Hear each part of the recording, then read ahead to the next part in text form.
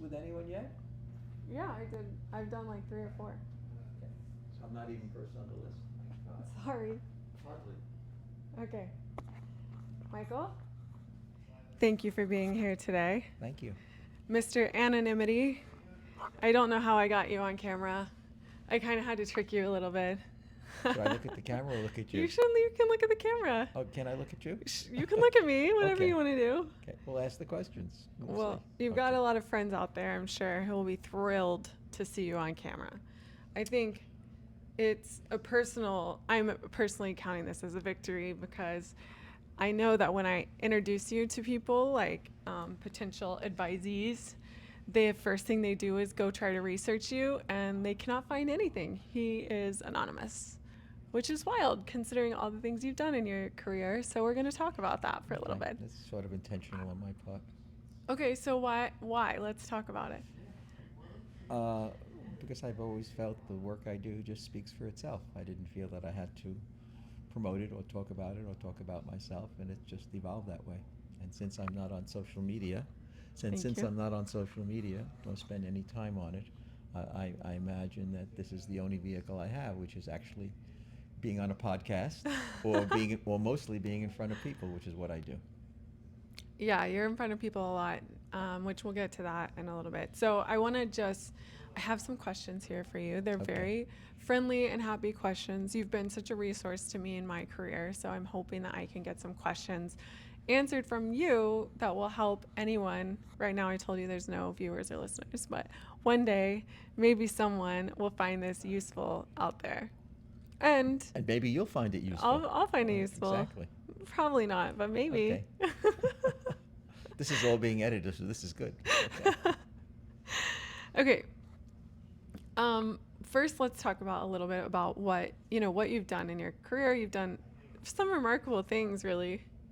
So, So do you want me to give you the history of that career? yeah, in just some give us. form or Yeah, another? please. Okay. Okay. Well, even though you know all about I it? know it, but our Okay. many listeners don't. Fine. So I am a ex-book publisher. I started my career working for a very wonderful publisher that was probably the best entrepreneurial publisher in America, called Crown Publishing, where I cut my teeth and spent about 10 years working there. And then I met a guy from the UK. We both shared a common close friend, and he had just started a publishing company in England, which was called Cordo. And he and I decided we'd start a business together, so we pooled our resources. I borrowed mine, which was $2,000. I think he had $2,000, and we started a business in the U.S. called Cordo Marketing Limited, which was a consulting firm in special sales, and then eventually started doing books, illustrated books. It was probably the strongest growth time of illustrated books in certainly my career. It was the growth of the warehouse stores and the superstores and Barnes and Noble and Borders, etc. And we grew into a very appealing, sizable company doing all kinds of books on lifestyle and cooking and food and travel and nature and children's books, etc., etc. I eventually built up a staff of about 50 people who were all creative and very bright and very entrepreneurial like myself. And eventually, through various iterations, which I'm not going to bore you with, bought out my partner. And when that happened, I changed the name to the Michael Friedman Group. And we continued to grow during that period of time. In 1990, we were approached by a very prominent media family in Sydney, Australia, called Marinia Holdings, which was owned by a man named John Fairfax, who in Australia is quite well known. He owned all the daily newspapers in Australia and New Zealand, the financial newspapers, as well as a very successful magazine business, which would be comparable to Condé Nast if it was in the United States, but not the size of Condé Nast. And he came to the United States and showed up one day and made me one of those offers that was surprising to me and to him. And it was sort of a serendipitous moment, and I sold him the business. And then went back. Nice. Nice. Nice. Nice. And then went back and spent 10 years working with him. He was in Sydney, and I used to spend a fair amount of time in Sydney. And the business that we had prior to that was a creative company that was euphemistically called a book packaging business. So we creating books for various companies, both in the U.S. and overseas, and we would conceive the ideas and develop the IP. We would hire writers, we'd hire photographers, artists, illustrators, et cetera, et cetera. And then in 2000, John said to me, I'm not sure I want to do this anymore. So he said, find someone to sell the company to.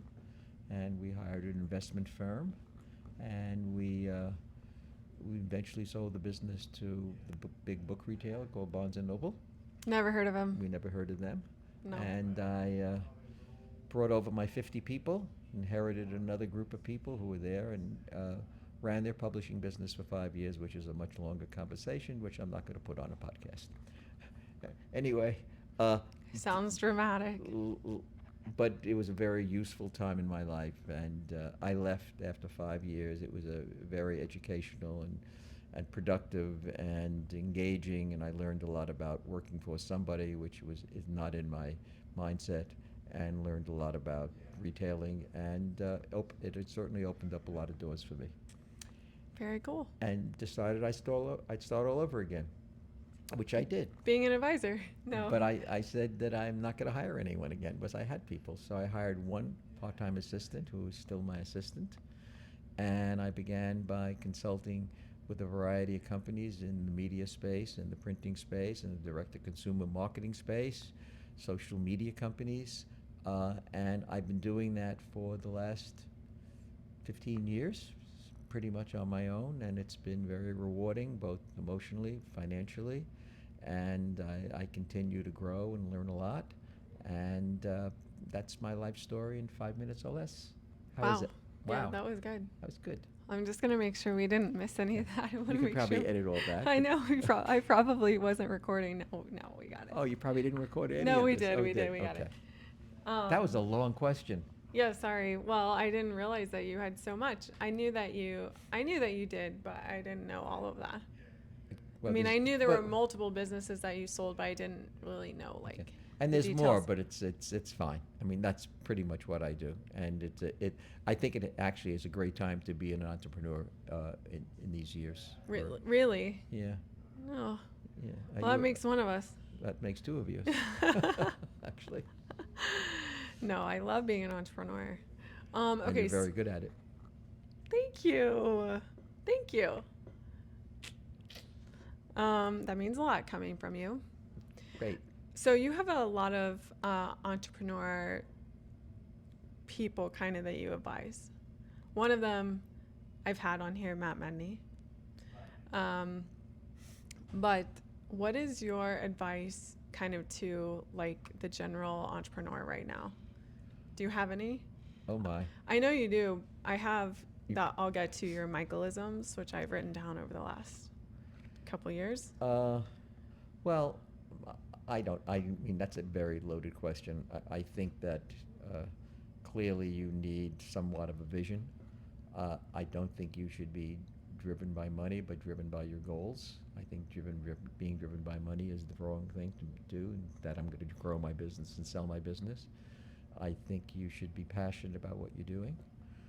I think you should surround yourself with the smartest people you can, and preferably people whose glasses are full and who are honest. And I think you should work very hard, but also balance your life, which I've advised you to do. Yeah, many he's times. helped me a lot with that. I think balancing. As a woman who doesn't have balancing balance. your life is really important. I don't think you should be working all the time nor playing all the time. And I think you have to have your eyes wide open, and get beyond reading what's online, and start to pay attention to what's happening completely around you. You mean in real life? Yeah, in real life and in the world around you. In the world, not in your little world, but the world around you, because it's actually a very small world, and there are lots of opportunities. And I think finding mentors and finding people you can engage with, I think is really important. I think doing it alone, which I did, is very, very challenging, and you certainly can't do that with your employees, expect them to be your partners unless they are your partners. So I think you need to be with people who can give you some counsel. Whether they're younger or older is not important, as long as they're people you respect. Yeah, that's all really good advice. You've been all of that and more. You've been so instrumental in my success. I feel very lucky. I met Thank you you. at the reading room, and then you were advising me then, and I But I remember didn't know that.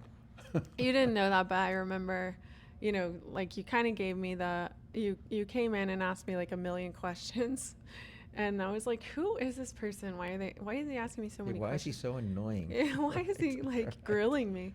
Right. And then, you help advise myself, and then, of course, Kim Anderson, the CEO there. And then, as time went on, I ended up running that company shortly. And I remember my first meeting you went to. I've told you this story, but I just think it's so funny. I remember the meeting too, but you can tell the meeting. My version is probably different than his, but I was like 26, 27, and I was going to talk to the CEO of a publishing company, and I was very hungry, and I didn't even know what I wanted. I just wanted it. And I went to talk to him. We had an hour-long meeting. I thought it went great, and then we leave. And when we get out of the room, you're like, you know what? You talk too much. You're like, you didn't even let him say a word. What are you doing? And I got so mad at you. I was like, I cannot believe this guy. I'm the CEO of this company. I should be talking a lot.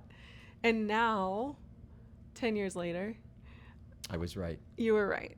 Right. I know that you were right. And I was just like really arrogant. No, you were inexperienced. You weren't arrogant. Okay, I think inexperienced. I That's think it's generous. actually really important to listen to what other people have to say, and I fall short of that at times as well. I tend to talk too much, and I interrupt people. I'm actually much better at it now than I was when I was younger. Yeah, I catch myself still doing it Yeah, all yeah. the time. But I think showing interest in people that you're trying to do business with is really kind of critical, and it shows a lot of respect for what they're doing, and I think it enhances the value of the relationship. So I'm glad you learned that lesson at 26. I tried. Good. I'm still working on it, but yeah, Good. I tried. So I just, and I was talking to someone about this the other day. You've always been really, really honest, and it's hard to find that. And I think that finding someone who's honest with you in this environment and in this world, especially as an entrepreneur, because you don't get that feedback process. You're not, you're creating your own culture, you're creating your own environment, and to not get feedback, you could easily fail or go in the wrong direction, spend too long going in the wrong direction. So your honesty has been such a guidepost, not just for me, but I think for everyone that you work with. Thank you. You're welcome. I You don't know. didn't I know don't I know what was. I don't know what to say to that. Thank you. You Thank you didn't is sufficient. see. You didn't Yeah. even want to come on here, and I told you Right. it would be fun. Okay, so I have some Michaelisms for you. Okay. These are things I've been collecting that I think are really funny. Okay. One is you're an entrepreneur. Press the button. I'm an entrepreneur. What? Press the button. You say that to me a lot, like if I'm hesitating. Press the button. You're an entrepreneur. Press the button. And I'm just like, oh my God, fine, I'm going to do it. There's no hesitation. Right. No hesitation at all. Hard for Right. me. Hard Right. for me. My second favorite one is get a life. We talked about that before. Many times. Yeah, I think that's pretty important. Getting a life. Why? Why don't you explain to people why?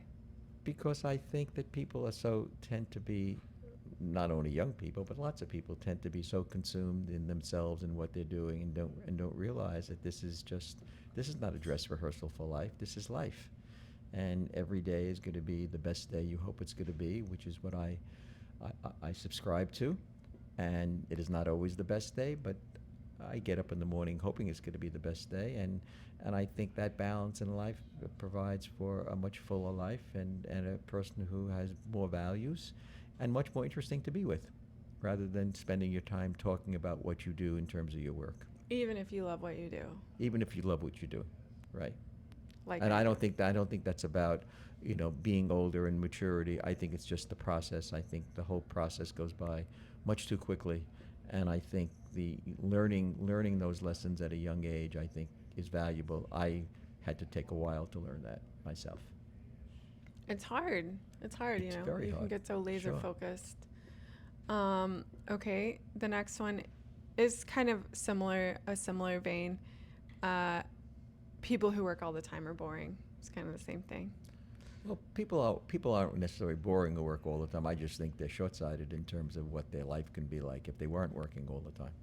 So, And I think you have to step away from it to appreciate how good you are at what you do. yeah, that's so So, true. Stepping away is so healthy. yeah. I didn't. I just learned that. Are you getting better at that? I'm getting better. Good. I mean, I was in Hawaii this year, There you go. hiking, you know. And you were in Anguilla. Yeah, and I was in Anguilla. And Right. you were you And you and were your in- family were in Anguilla too. How ironic. How ironic. Yeah, I tend to copy the things that you do. Right. It's like because I know that it's going to be good. First of all, for 10 years he was talking about Anguilla and how beautiful the beaches were. This is part of the podcast? Yeah. Okay. And so I think we may go back this year. you are. Yeah. I'm trying to convince my family to go back. We'll be there for a little while. Okay. Right. Well, we'll come say hi. Good. We'll have dinner. Yeah, or we had something. a Okay. nice dinner last Yeah. year. It was super nice. Okay, so the other one that I think I've appreciated that you've said, and I know that you've been hesitant to say this, and I don't have to keep it in here, but one thing that you've said to me is you've got to keep in fighting shape mentally, physically, all the way around. That has been advice that I've taken to heart too. Good. Yeah, it's true. But I also think, I think you also, you know, with all due respect to balancing your life, I think you really have to understand your business. And I think you have to stay focused on those skills that you may not be predisposed to want to pursue. Meaning, I think having business acumen, creative acumen, they're all very, very important. And if you have shortcomings in some of those areas, Which you I should- do, which surprise. you do, which some people do, we all do. I think you have to find people who can help you pursue those skills. Yeah, totally. I can think of a few right now. Don't check your watch. We're almost done here. We're almost done here. I saw that. I just want to say my watch was working. Oh, okay. Okay. The next one that I have for you that's a Michaelism is give me my book back. Give me what? My book back. Give Give me my book back. Give me my book back. Yeah. What is that? Because you always tell me to give you your sailing book back. Oh, my sailing book back. Oh, yeah. That's part of the podcast? No, that's just part of my Michaelisms. Oh, okay. The other one is how does my hair look? I just wrote that down. I think it's How really do my hair? How I just does got my I just hair- got a haircut. I know you. I get a as haircut about someone every who- 2 or 3 weeks. Yeah, as someone else who's consumed with how their hair looks, you also are consumed with how. Are you consumed with how your hair looks? Sometimes, yeah, of course. I dye mine. That's my best I dye mine asset. so I can look more mature. Oh, okay, Yeah, nice. right, good. All right. Right. I can tell. Right. And then my last and favorite Michaelism is don't fuck it up.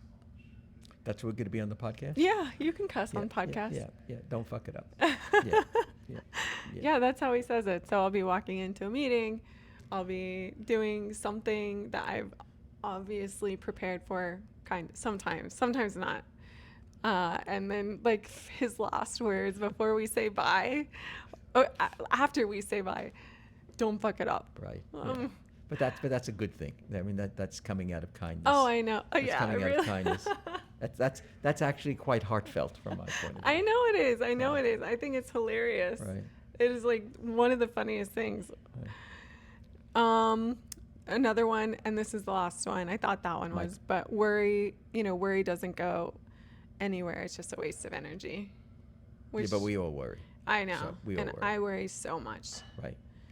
I feel like you worried, and you don't worry as much anymore.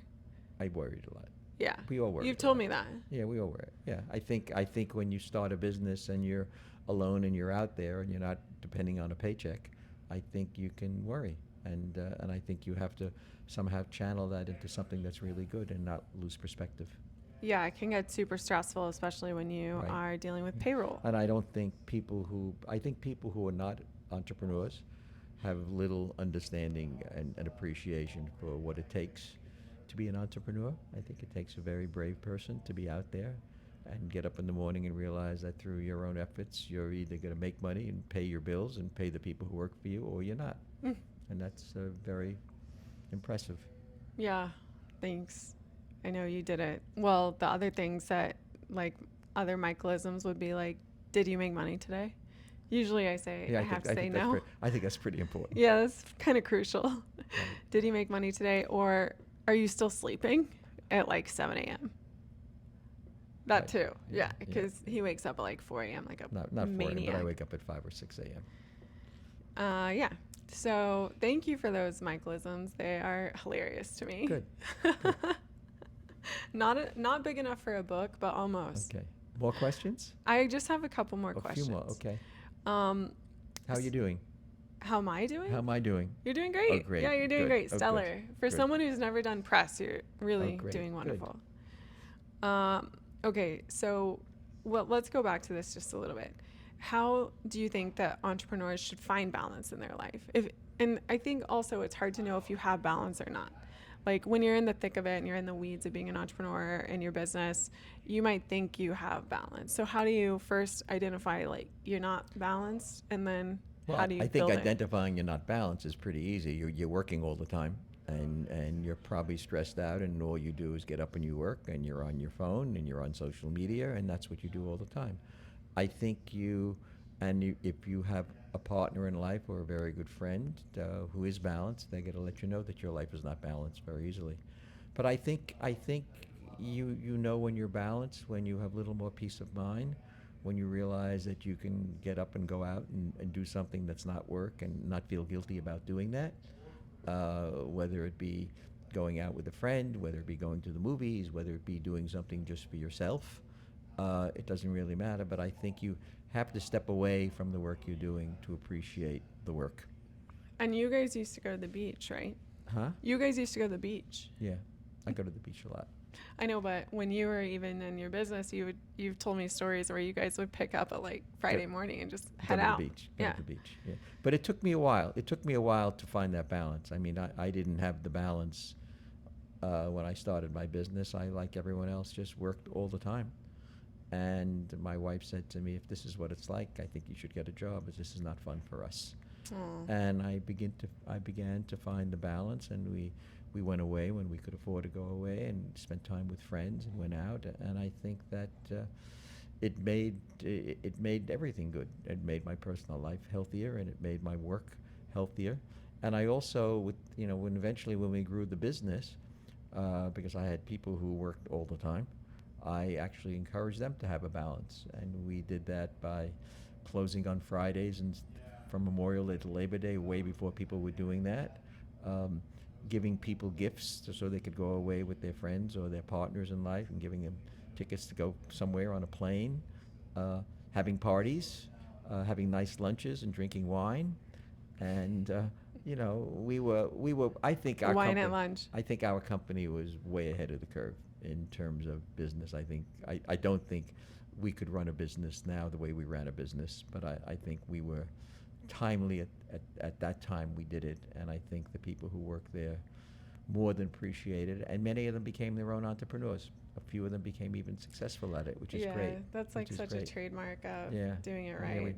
we had a handful of people who have done extremely well, which is great. I feel very fortunate to have had those people. So when you sold your business, The first time?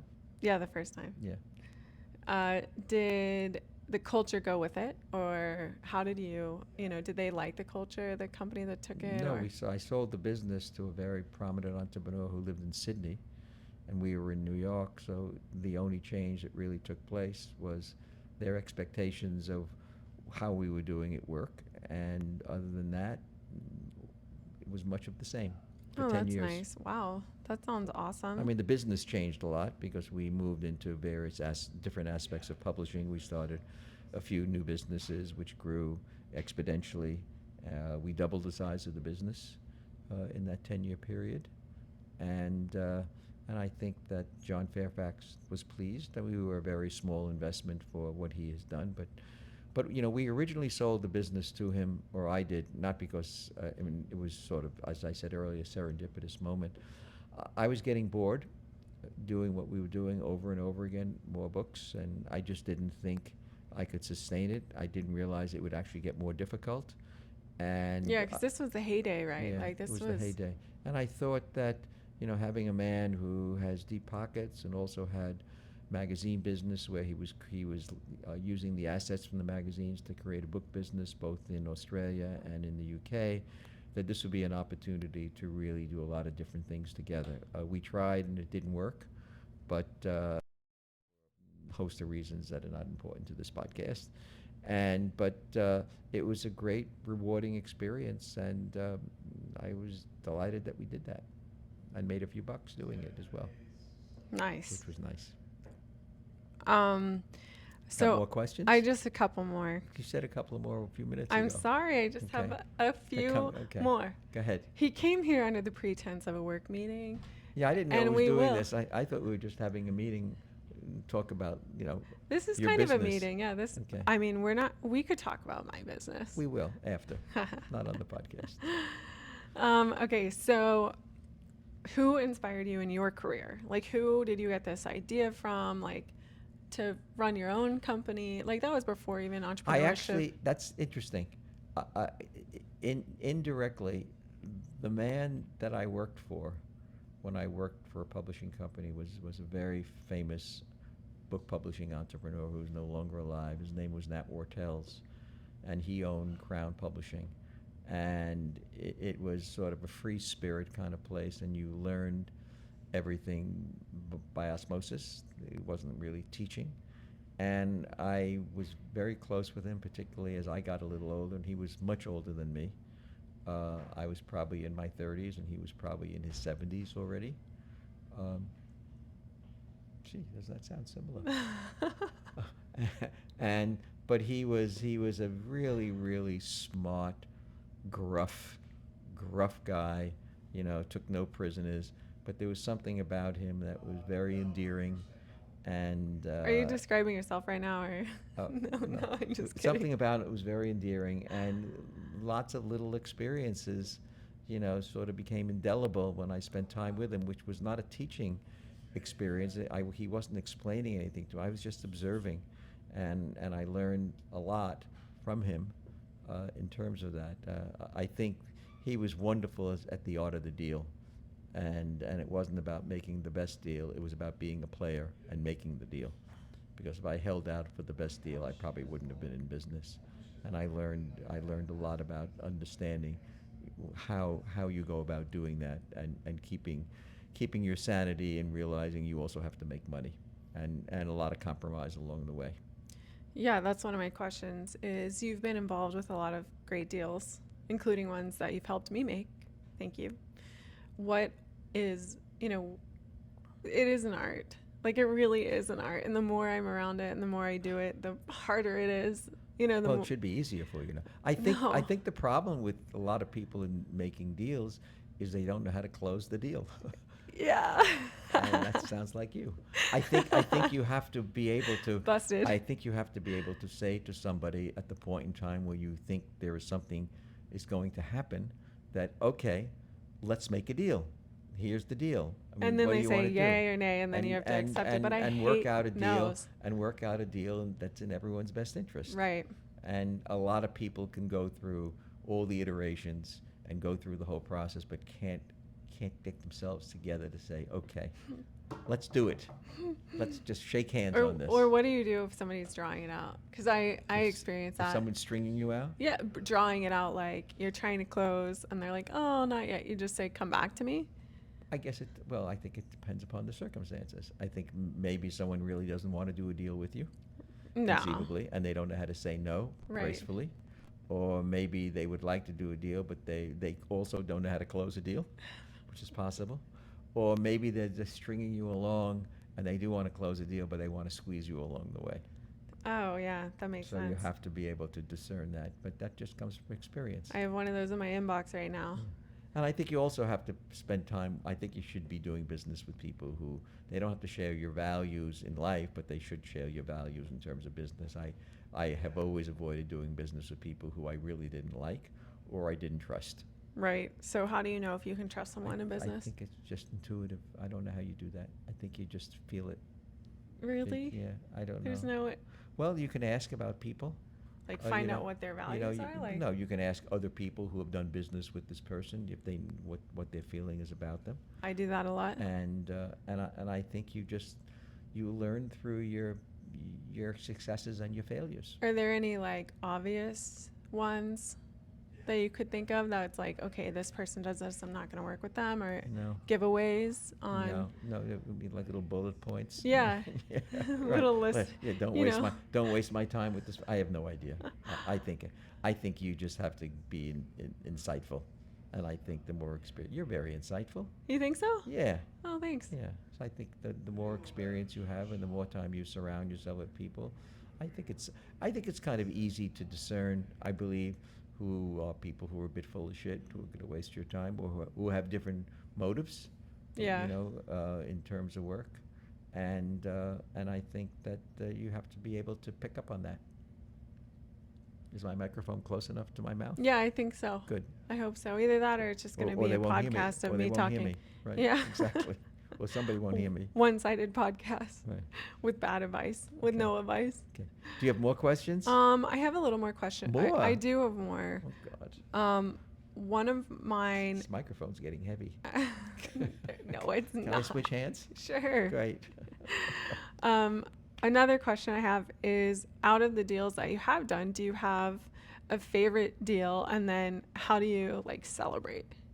How did you celebrate? Like, or did you celebrate when something goes right in the business? I don't remember celebrating when I sold my business, actually. I remember going back to work the next day. The next day? Yeah.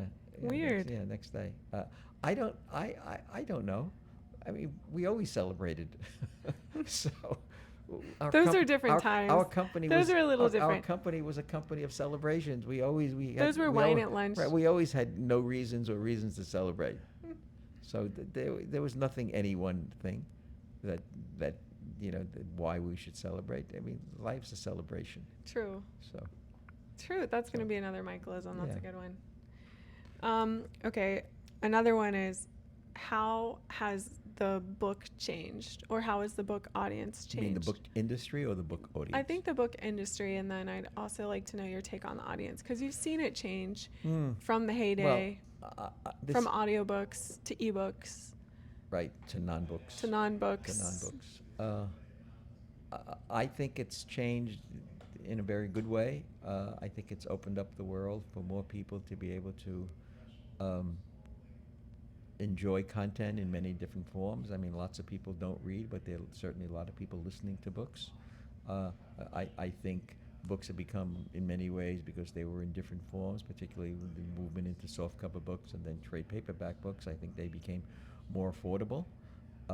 I think that more and more people are reading, although they may not be reading books.